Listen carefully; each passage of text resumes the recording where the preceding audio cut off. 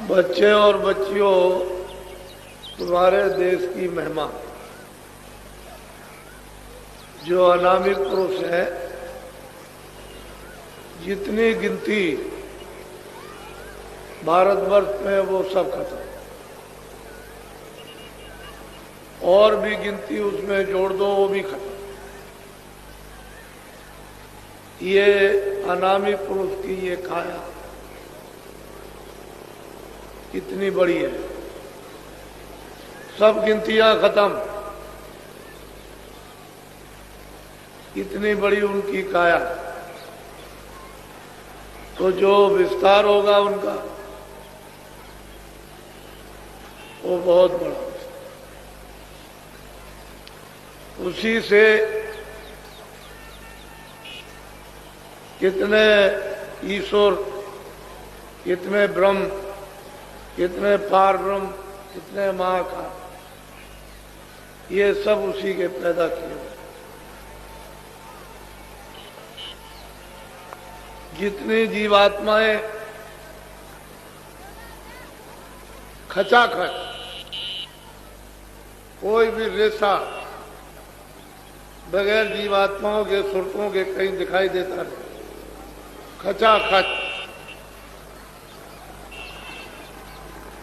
उन लोकों में भरा हुआ अथाह सागर।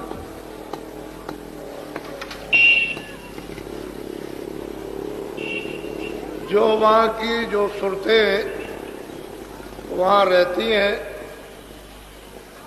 उनके लाखों लाखों ब्रह्मों के बराबर, यानी एक एक सूरत में प्रकाश है। वो ब्रह्म और ईश्वर की वहां कोई महिमा नहीं,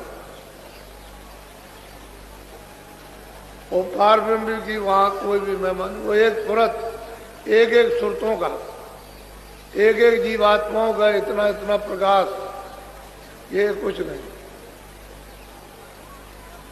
ये सारी जीवात्माएं वहीं से आई। जब उन्होंने अपने से अलग रचना का विस्तार किया तो पहले अगम लोक मंडल बनाया, वहां अगम पुरुष को स्थापित कर दिया। उनकी महासंख से भी ऊपर की ये उनकी काया है। फिर उन्होंने अलग लोग स्थापित किया, अलग पुरुष को वहां बैठा दिया। उनकी थोड़ी ही कम ऐसी उनकी काया। फिर सतलोक उन्होंने स्थापित किया, सतपुरुष को बैठा दिया।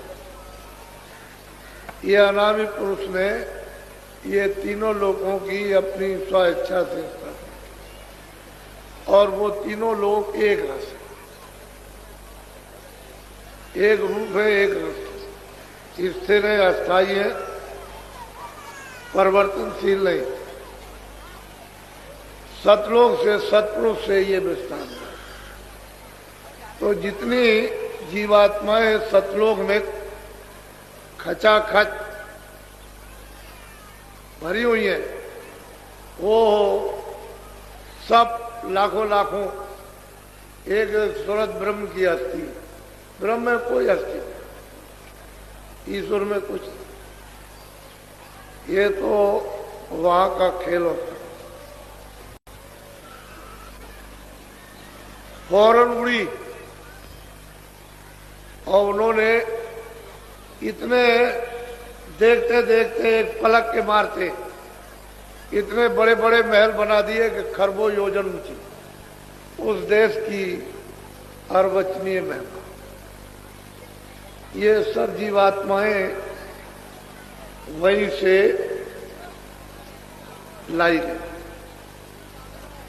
सत्पुरुष ने जब अपने से ईश्वर ब्रह्म और पार ब्रह्म महाकाल पुरुष को अलग किया मंडल बनाकर, तो इन सब लोगों ने अपने अपने मंडलों में तपस्या की। और ये लिखन पढ़न का काम नहीं है। जितनी स्याही समुद्र में बनाओ बन रहा है कि कल में पत्तों की बना लो पृथ्वी को कागज, इतने दिनों तक आप उस पर लिखो ये सब खत्म। इतने दिनों तक इन्होंने तपस्या की। ईश्वर ने जिसको खुदा कहते हैं, ब्रह्म ने जिसको रब कहते हैं, पार ब्रह्म ने जिसको अल्लाह कहते हैं, महाकाल पुरुष सबने तपस्या की घना घोर, और सत्पुरुष को खुश करने कि हमसे प्रसन्न हो जाए। हमको देश से क्यों निकाल दिया, अलग क्यों कर दिया, कोई कारण तो होगा ही। तब वो तो उनकी मौज मर्जी की बात।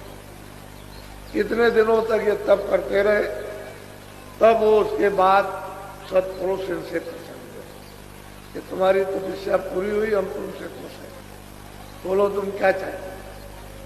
फिर उन्होंने सतलोक के समान राज मांगा कि जैसा आप, इनको मालूम हो गया था कि मुझको निकाल दिया, तो राज मांगा कि आपके राज के समान ही हमको राज। तो मौज मर्जी सत्पुरुष की थी। उन्होंने मतलब यह कहा मत, तो जीवात्माओं के बगैर, सुरतों के बगैर यहाँ कोई रचना नहीं हो सकती किसी भी मंडल में। जब वो सुरतें आएंगी तभी रचना बैठेगी। वैसे तो जीवात्माओं का भंडार एक छोटा सा सब लोगों में सत्पुरुष ने तकसीम कर दे। वो तो अथाह सागर है उसके लिए, उसमें से जरा सा दे दिया उसने, अथाह सागर भरा हुआ उसका तो कोई पारावार नहीं। तो एक छोटा सा भंडार सुरतों का अपने अपने मंडलों में ऊपर से देते चले, तो इनको भी बांट दिया निरंजन भगवान को। ऐसे ही ऊपर से बांटते चले आए। तो अपने अपने भंडार को इन्होंने सबने स्वीकार कर दिया कि मालिक मुझसे प्रसन्न हो गए। बस ये भंडार लेकर के उधर तो नामी के द्वारा उतार के ले आएंगे दूसरा कुछ। जब उतारा जाएगा तो एक आवाज से दूसरी आवाज, एक नाम से स्थान तक ले आएंगे तो वहां वो नाम वही, फिर वो अपने नाम पर उतार ले, अपनी आवाज पर, अपने बाजे पर। तो ये धीरे जाए तो ठेका बनाया कि इतने दिनों तक तो सब यहां रहो। कितने युग बीत गए, अनगिनत, गिने नहीं जाते हैं। सतयुग त्रेता द्वापर पहले तो थे ही नहीं। ये सतयुग द्वापर त्रेता कोई नहीं था, न कलयुग। कहते हैं अनगिनत युग बीत गए तो धीरे धीरे उतारा गया। पहले महाकाल पद में आए, फिर नीचे ब्रह्म पद में, धीरे धीरे ठेका बनाकर, ताकि एकाएक चली जाए तो यहाँ तो घबराएंगे, यहाँ लड़ नहीं सकते। तो धीरे धीरे उतार उतार कर धीरे धीरे फिर जब ब्रह्म स्थान पर आए तो वहां इनको बहुत आनंद में थे, कोई तकलीफ तो वहां थी नहीं। तो इन सभी जीवात्माओं पर एक कपड़ा डाल दिया, बहुत बारीक लतीफ। लतीफ कहते हैं झीना, शब्द, स्पर्श, रूप, रस, गंध, ताकि इनको इन चीजों का बोध हो जाए। शब्द का भी बोध हो जाए, रूप का भी बोध हो जाए, स्पर्श का भी बोध, गंध का भी बोध हो जाए, यानी पांचों चीजों का बोध हो। तो सूरत को मालूम तो हो गया कि मेरे ऊपर में कोई चीज फेंक दी गई, लेकिन वो इतना तेज, इतना प्रकाश कि उसमें कुछ पता भी नहीं चलता कपड़ा डालते हैं। इसको कहते हैं कारण का। यही से कारण बीज बनेगा। शब्द, स्पर्श, रूप। पहले तो सूरत शब्द रूप थी, वो तो स्वयं ही शब्द रूप थी। उसको तो उससे तो दूसरे ही यानी अनुभव करते थे। तो जब यहाँ कपड़ा डाल दिया, धीरे धीरे धीरे धीरे शब्द, स्पर्श, रूप, रस, गंध, बहुत ऊंचाइयों तक। ये वहां के कितने युग बीत जाए, यहाँ के नहीं, तब तक वहां वो रहे। फिर नीचे उतारा गया तो वो जो मसाला था वो नीचे मोटा बनेगा, तो सूक्ष्म जब निरंजन भगवान के स्थान पर आए तो वहां एक है उससे थोड़ा मोटा प्रकाश, वहां भी है, वहां भी कोई अंधेरा नहीं है, तो मोटा कपड़ा डाल दिया, बहुत वो भी बारीक। शब्द स्पर्श रूप रसगंध और मन बुद्धि चित्त और अहंकार, बस 9 तत्व। ऊपर 5 तत्वों का नेतृत्व। ये मंडल है इनके, ब्रह्म के और ईश्वर के अलग अलग। ईश्वर का मंडल अलग है और ब्रह्म का अलग अलग मंडल है इनके, बहुत बड़े बड़े। उन मंडलों में कितनी त्रिलोकियां, कितने लोग हैं वो गिने नहीं जा सकते, इतने बड़े बड़े मंडल। तो जब यहां बहुत मुद्दतों तक रखा, फिर धीरे से नीचे उतारा, तो आद्या मां शक्ति ने इन पर उससे मोटा कपड़ा डाल दिया, थोड़ा सा मोटा, उसको कहते हैं लिंग से। जैसे स्वर्ग वैकुंठ में तो 9 तत्वों का कपड़ा डाला, 10 इंद्रियां, चतुसंता का मन बुद्धि चित्त और अहंकार, और 3 गुण, रजोगुण तमोगुण सतोगुण।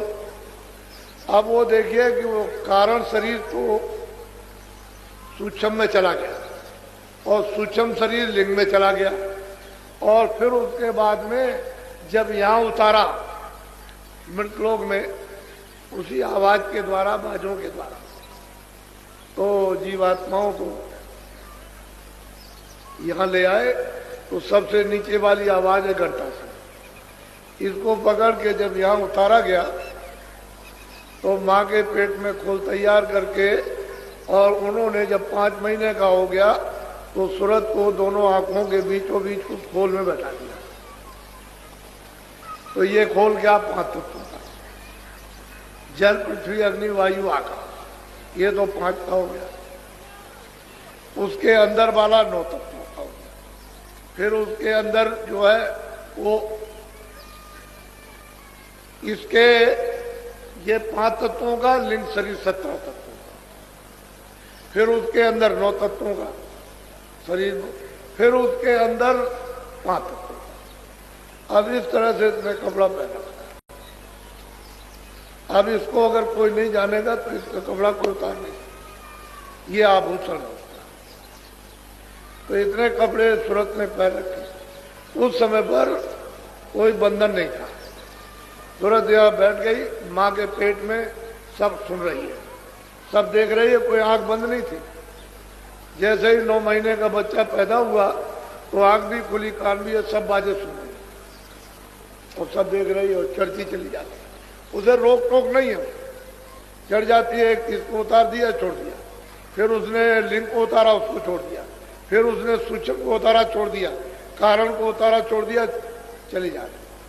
और रोज दरबार में सतलोक में हाजिरी देते, सब जितनी भी ये सुरतें जीवात्माएं सब रोज जाती है। उस समय जाने आने का कोई बंधन नहीं। अब इनको कहा गया कि भाई तुम गंदगी ये अपनी छोड़ देना, गंदगी को पास न रखना, वहीं छोड़। तो जो सुरतें यानी मतलब गंदगी छोड़ दी, सर से निकल गई। इनकी अवध रखी 1 लाख बरस, तो बहुत चली गई वापस, वो कम नहीं गई, बहुत गई।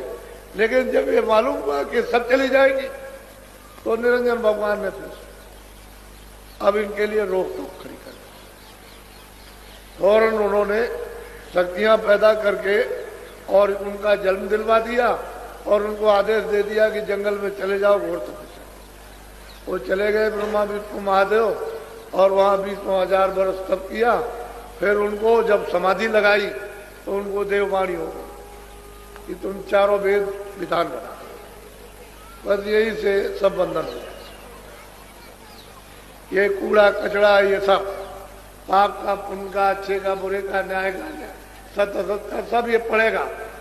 क्योंकि उस समय तो आंख खुली थी, कान खुले थे, रास्ता कुछ बंद नहीं था, नाक भी खुली थी, जाते थे आते थे। बस इतना ही था कि जा रहे आ रहे अपना घोंसला देखेंगे। फौरन उतर के आई, अपने घोंसले में आ गई। ये उनका घोंसला था, पंचभौतिक के शरीर। लेकिन जब अवध पूरी होगी तब चले जाए। तो फिर पीछे से ये झगड़ा लगा दिया। तो जब ये झगड़ा लगाया तो फिर गंदगी इसमें छन करके वो तो कारण लोक में चली गई जमा हो, कुछ सूक्ष्म लोक में गंदगी जमा हो गई, कुछ लिंग लोक में गंदगी जमा हो गई। जो बारी बारी अशुभ कर्म हुए वो मतलब ये कि शरीर में जमा, तो मन और बुद्धि और चित्त और ये सब गंदे हो गए, अंतःकरण गंदा हो गया।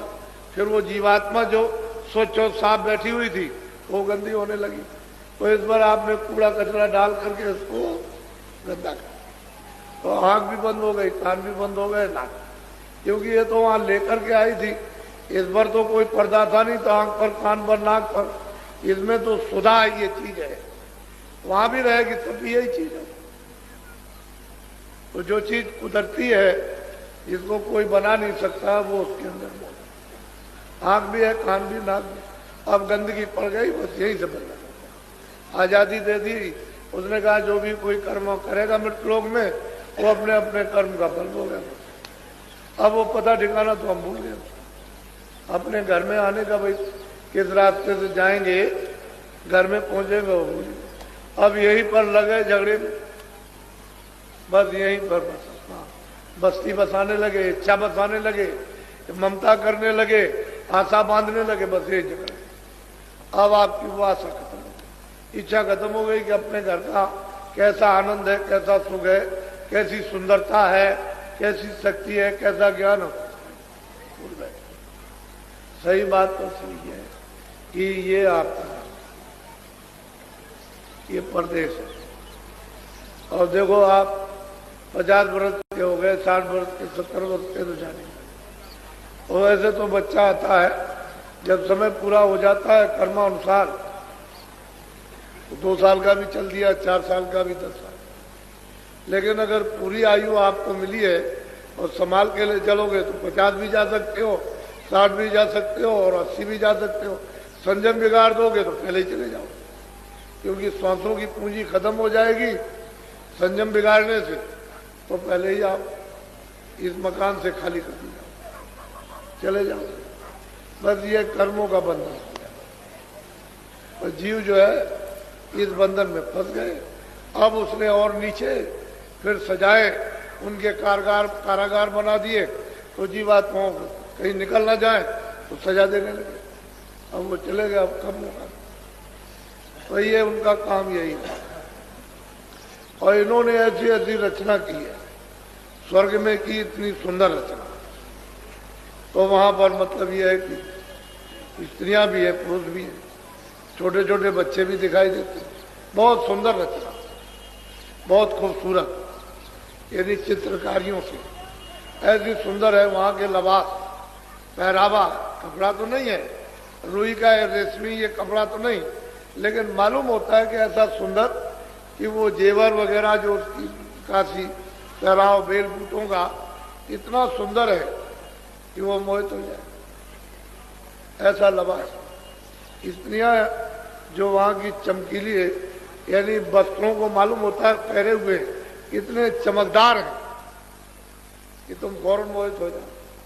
वो अप्सराएं उतरी रहती है, नित्य नाच, नृत्य होता रहता है। ये नाच आज क्या चीज है, कुछ नहीं। हर वक्त 24 घंटे हर क्षण नाच होते रहते, विचित्र भांत के नाच। तो साधक के लिए तो अगर कोई बताने वाला नहीं तो उधर से आगे जा ही नहीं सकता, वो तो वहीं फंस जाए। तो उसने ऐसा माया का जाल कि इससे बचो, यहाँ तो वहां लक्ष्मी है, सावित्री है और पार्वती, और वहां स्त्रियां हैं, दोनों घेर लेंगे, ऊपर नीचे दाएं बाएं, रिद्धियां सिद्धियां सब घेर के खड़ी हो जाती हैं। तो बुद्धि का हरण, प्रलोभन दे देंगे, बस आपकी साधना खत्म। ऊपर जाइए तो आध्यात्म आ सकती, उसका इतना बड़ा लोक है कि मतलब यह है कि कितने, मतलब यह है कि करोड़ों कि 1, 2, 4, 10, 20 करोड़ नहीं, कितने करोड़ों का लंबा मैदान, उसमें औरतें ही औरतें। स्त्रियां तो उससे जाल से निकालना बहुत मुश्किल। ये स्वर्ग वैकुंठ में कुछ नहीं है, जो आद्या महाशक्ति लोक में जो देवियां हैं, ऊपर में पुरुष है, निरंजन भगवान विराज, वो काहे को जाने देंगे किसी को। उनके ऊपर में वो माया सबको रोके रहती है, उसका भी